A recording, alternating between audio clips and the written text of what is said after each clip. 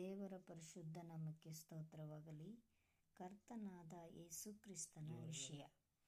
ಕರ್ತನಾದ ಯೇಸು ಕ್ರಿಸ್ತನು ಆದಿಯಲ್ಲಿ ಆತ್ಮಸ್ವರೂಪನಾಗಿ ಇಸ್ರಾಯೇಲರೆಂಬ ಒಂದು ಸಂತತಿಯ ಮೂಲಕ ತನ್ನನ್ನು ಪ್ರಕಟ ಮಾಡಿಕೊಂಡನು. ಹಾಗೆಯೇ ಅವರನ್ನು ಸಾಕಿ ಸಲಹಿ ಅದ್ಭುತಗಳನ್ನು ಮಾಡಿಕೊಂಡು ತಾನು ದೇವರೆಂಬುದನ್ನು ತೋರಿಸಿದ್ದಾನೆ. ಪ್ರೀತಿ ಸ್ವರೂಪನು, ಆದಿಯೂ ಅಂತ್ಯವೂ, ತಂದೆ ತಾಯಿ, ಸ್ನೇಹಿತ, ದೀರ್ಘ ಶಾಂತಿಯುಳ್ಳವನು, ಉಗ್ರ ಕೋಪವುಳ್ಳವನು, ಭಯಂಕರನು, ದಯೆ ತೋರ್ಪಡಿಸುವವನಾಗಿ ಮನುಷ್ಯರನ್ನು ತನ್ನ ಹೋಲಿಕೆಯಲ್ಲಿ ಸೃಷ್ಟಿ ಮಾಡಿದ್ದಾನೆ. ತನ್ನ ಕೈಯಿಂದ ಮನುಷ್ಯನನ್ನು ಸೃಷ್ಟಿಸಿ ಜೀವ ಶ್ವಾಸ ತುಂಬಿ ಬದುಕಿಸಿದ್ದಾನೆ. ಹೆಣ್ಣು ಗಂಡಾಗಿ ಸೃಷ್ಟಿಸಿ ಅವರನ್ನು ಪ್ರೀತಿಸಿ ನಡೆಸುತ್ತಿರುವಾಗ ಇವರು ದಾರಿ ತಪ್ಪಿ ದೇವರನ್ನು ಬಿಟ್ಟು ಪಾಪ ಮಾಡಿ ಶಾಪಕ್ಕೆ ಮರಣಕ್ಕೆ ಪಾತ್ರರಾದರು.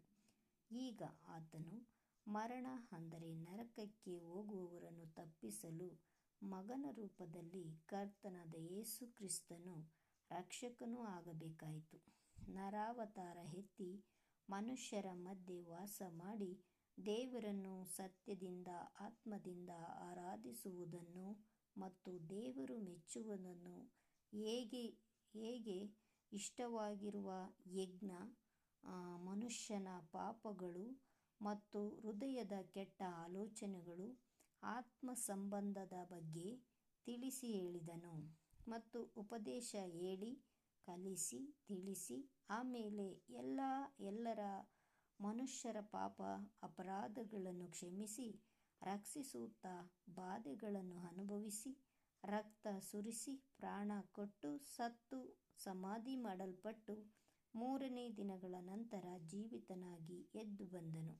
ನಂತರ ಪವಿತ್ರಾತ್ಮನು ಬಂದನು. ಈಗ ನಮ್ಮೊಳಗೆ ಇದ್ದು ಸತ್ಯವನ್ನು ತಿಳಿಸುತ್ತಾ ಕಲಿಸುತ್ತಾ ಎಚ್ಚರಿಸುತ್ತಾ ಪರಿಶುದ್ಧರನ್ನಾಗಿ ಮಾಡುತ್ತಾ ನರಕದಿಂದ ತಪ್ಪಿಸಿ ನಿತ್ಯ ಜೀವಕ್ಕೆ ಸೇರಲು ಹೇಗೆ ಇರಬೇಕೆಂಬುದಾಗಿ ಕಲಿಸುತ್ತಾ ಇದ್ದಾನೆ. ಆಮೇನ್. ತ್ರಯೇಕ ದೇವರಿಗೆ ಸ್ತೋತ್ರ. ಏಕ ರೀತಿಯಲ್ಲಿರುವ ದೇವರಿಗೆ, ನೆನ್ನೆ ಇವತ್ತು ಎಂದಿಗೂ ಒಂದೇ ರೀತಿ ಇರುವ ದೇವರಿಗೆ ಸ್ತೋತ್ರವಾಗಲಿ. ಆಮೇನ್.